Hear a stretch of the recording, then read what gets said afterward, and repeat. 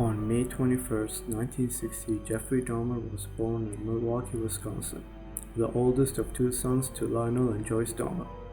As a child, Jeffrey was described to be an energetic but also a happy child. At the age of 4, Jeffrey underwent a surgery to resolve a double hernia, which seemed to cause an effect towards Jeffrey. At a young age, Jeffrey would witness the intense relationship between his parents, which are extremely argumentative. Jeffrey's father studied at Marquette University as a chemistry student, and this resulted in his father being away from his family and not spending much time with them. Jeffrey's mother suffered from various illnesses, and people described her to be very much argumentative but also attention-seeking. As his mother needed constant attention from Jeffrey's father, Jeffrey grew up as a withdrawn child and had very few friends. When Jeffrey was just 4 years old, he was fascinated with how animal bones fit together. One day, Jeffrey witnessed his father removing animal bones from beneath the family home, and this made Jeffrey oddly thrilled by the sound of the bones. Later, Jeffrey started to search for any dead animals or any animal bones that he could find. He used to dismember the bodies of animals which were located from the roadside and would store various body parts in jars in the family's tool shed. When Jeffrey was 10 years old, one day over dinner time, Jeffrey asked his father what would happen if bones were placed in a bleach solution. Jeffrey's father was pleased with his son's curiosity and taught his son how to properly clean and preserve his collection of bones.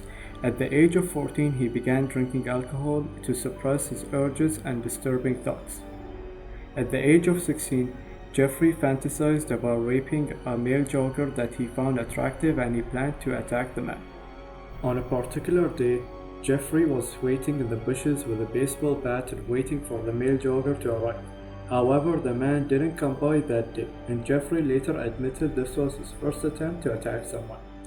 Jeffrey attended Revere High School, where his drinking habits spun out of control in 1977, as some of the people were troubled by his heavy drinking habits. In the same year, Jeffrey's parents finally decided to divorce after an unsuccessful marriage counseling attempt. In early 1978, Jeffrey's father moved out of the house, and Jeffrey graduated from his high school in May of 1978. At this time, Jeffrey was living alone in the family house. His mother moved out with his younger brother David, and his father was living at a local motel. 3 weeks after his graduation from high school, Jeffrey committed his first murder on June 18, 1978. An 18-year-old Stephen Hicks, who was a hitchhiker, was on his way to a rock concert when Jeffrey lured him back to his house to drink alcohol and to listen to music before the show starts. When Stephen was ready to leave, Jeffrey didn't want him to, so he struck Stephen in the head with a 10-pound dumbbell from behind, which resulted in Stephen from falling from his chair, and this made Stephen unconscious. So Jeffrey decided to strangle him to death. Afterwards, Jeffrey proceeded to strip the clothes from his victim's body and masturbated all over his body. The following day, Jeffrey dissected Stephen's body in his basement before burying the body in his backyard. More than a few weeks later, Jeffrey extracted the body of Stephen Hicks from his backyard and proceeded to remove the flesh from the bones, and he dissolved the flesh in acid before flushing the solution down the toilet. He also crushed his victim's bones with a sledgehammer and scattered them all in the woodland behind his family's house. 6 weeks after the murder of Stephen Hicks, Jeffrey's father and his stepmother moved back to the family home where Jeffrey was living alone. His father convinced him to enroll in college. Jeffrey enrolled himself at Ohio State University, where he only spent 3 months before dropping out. In early 1979, Jeffrey joined the U.S. Army, and he served as a combat medic in Germany. However, his performance declined due to his drinking habits.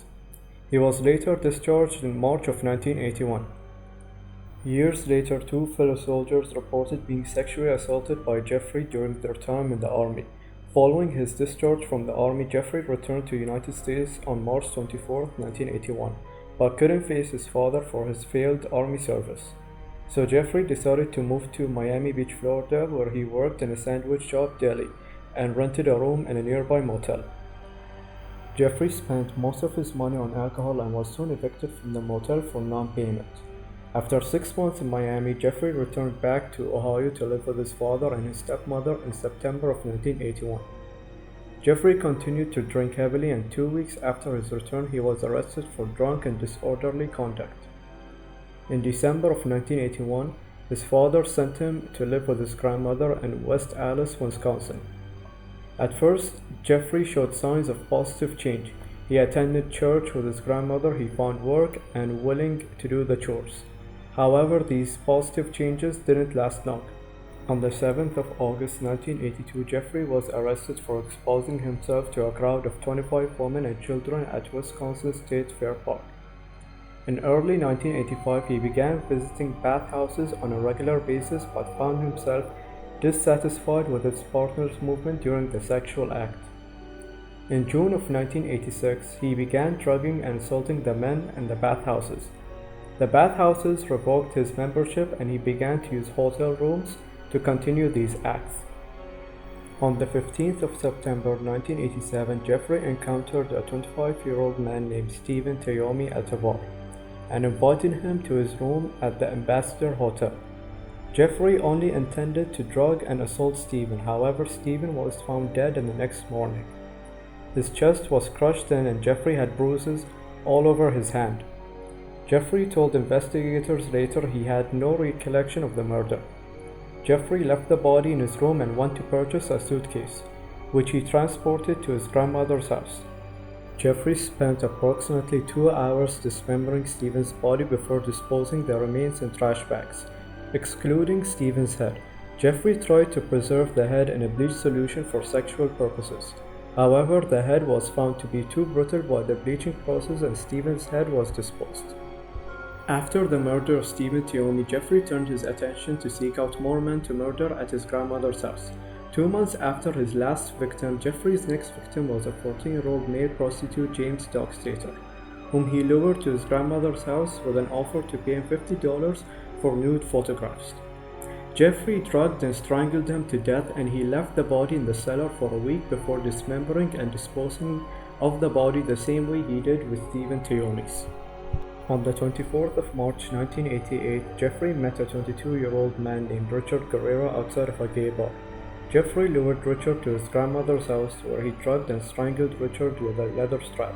Jeffrey proceeded to perform acts of necrophilia on the body and afterwards dismembering the body and disposing it in trash bags.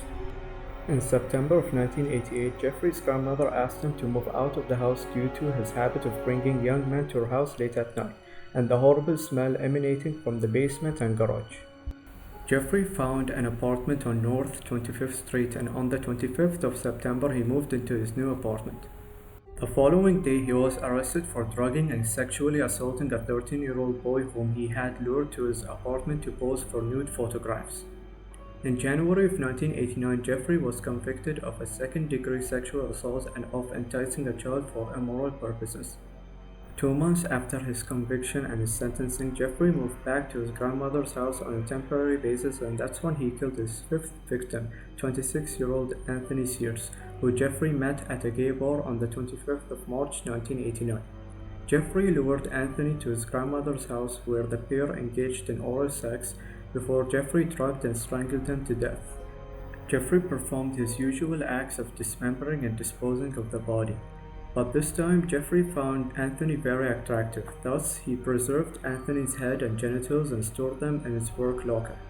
On May 23rd of 1989, Jeffrey was sentenced to 1 year in prison and 5 years of probation, and he was permitted to keep his job at a chocolate factory. On May 14th, 1990, Jeffrey moved out of his grandmother's house and he moved into 924 North 25th Street, apartment number 213. He also took the head and genitals of Anthony Sears with him. 1 week after moving into his new apartment, Jeffrey killed his sixth victim, Raymond Smith, who was a 32-year-old male prostitute, whom Jeffrey lured him into his new apartment as he promised Raymond $50 for sex.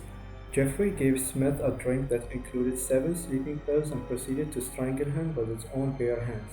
The next day, Jeffrey went out and purchased a Polaroid camera which he took many pictures of Raymond's body in different positions, before dismembering the body in the bathroom and disposing the body in a container filled with acid.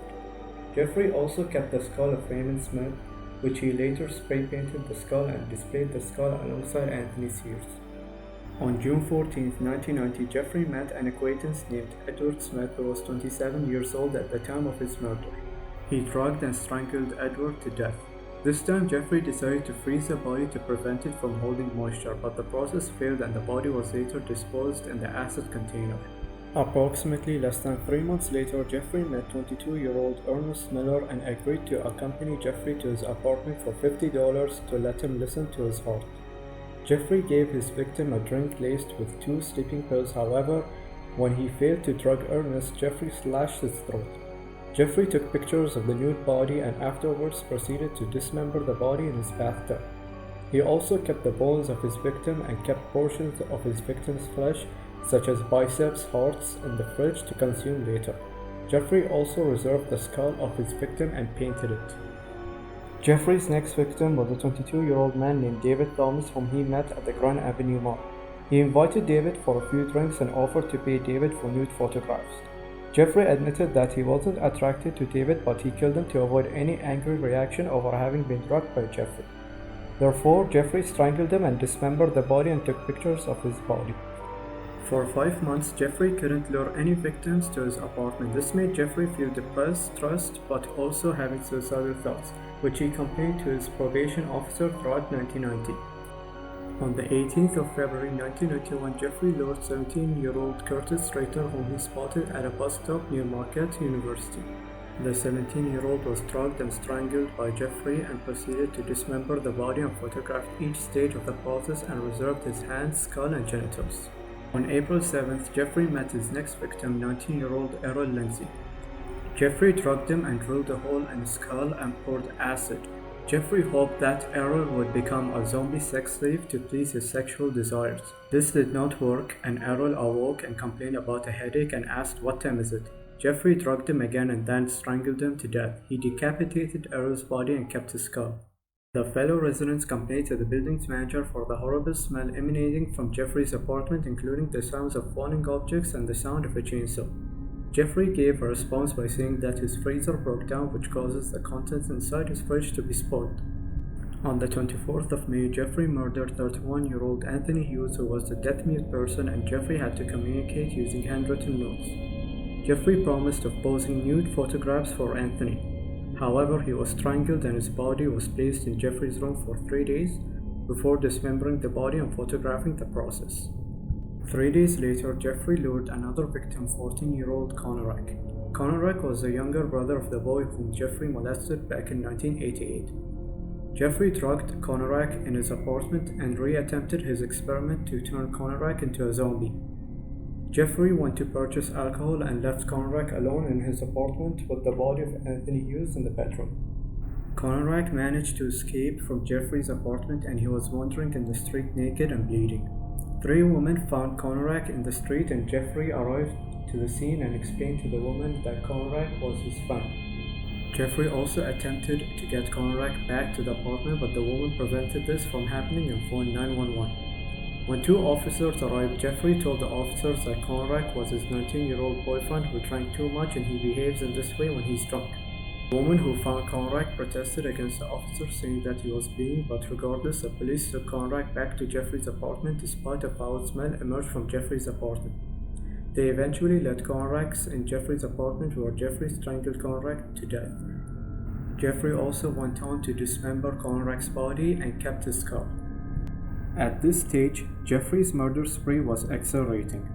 On the 30th of June, Jeffrey met a 20-year-old man named Matt Turner at a bus stop in Chicago.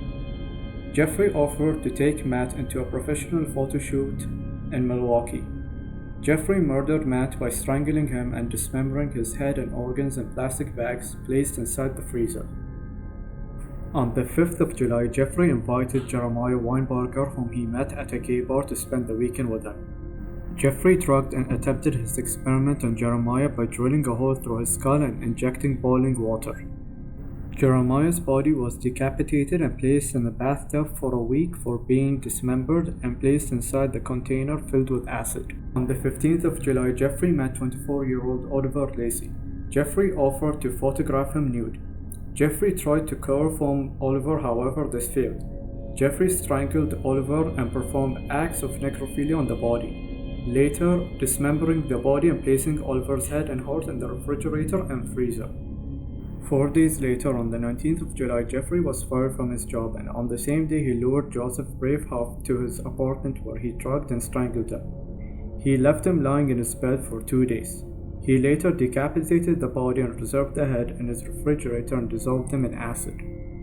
On the 22nd of July 1991, Jeffrey's gruesome horrors came to an end when he approached 3 men with an offer of $100 to accompany him in his apartment to drink. Out of the 3 men, 32-year-old Tracy Edwards agreed to accompany Jeffrey. After arriving to Jeffrey's apartment and a small conversation taking place, Jeffrey told Tracy to turn his head and to look at the fish tank. Soon after he turned his head, he found his right arm handcuffed. Tracy was brought to Jeffrey's bedroom where Jeffrey threatened Tracy with a knife. Tracy told Jeffrey that he was his friend and he was going to stay, and also convinced Jeffrey to sit with him in the living room to watch TV. As soon as Jeffrey was distracted, Tracy punched Jeffrey in the face and ran outside through the front door. Tracy managed to flag down 2 police officers which failed to remove his handcuffs, and Tracy agreed to accompany the officers into the apartment. Upon arriving to Jeffrey's apartment, Jeffrey told the officers that he did place the handcuffs on Tracy but provided no reason. Jeffrey said the key for the handcuffs is located in his bedside table. Jeffrey tried to retrieve the key for the handcuffs, but the officer told him to back off while the other officer entered the bedroom. To the officer's horror, he found the Polaroid pictures of Jeffrey's murder victims and the process of each dismemberment. When Jeffrey saw the officers holding the Polaroid pictures, Jeffrey attacked the officers to resist arrest. However, the officers overpowered him and cuffed his hands. Jeffrey told the officers later, "For what I did, I should be dead."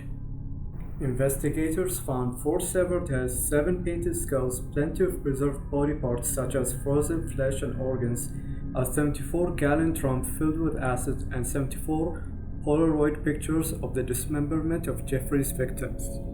On July 23, 1991, during questioning, Jeffrey confessed to all of his 17 murders. Jeffrey confessed in detail on how he killed his victims, by dismembering their bodies, taking photographs of their bodies, and even consuming their own flesh. Jeffrey was asked on why he kept the skulls of his victims, in which he said he wanted to build a private altar of his victim's skull in his living room. On the 25th of July, Jeffrey was charged with 4 counts of murder of first degree. By August 22nd, the number rose up to 11 counts of murder, and 3 days later it turned to be 12 counts of murder when remains of Stephen Hicks were identified. The following year, on the 13th of January 1992, Jeffrey was pled guilty but insane to 15 counts of murder.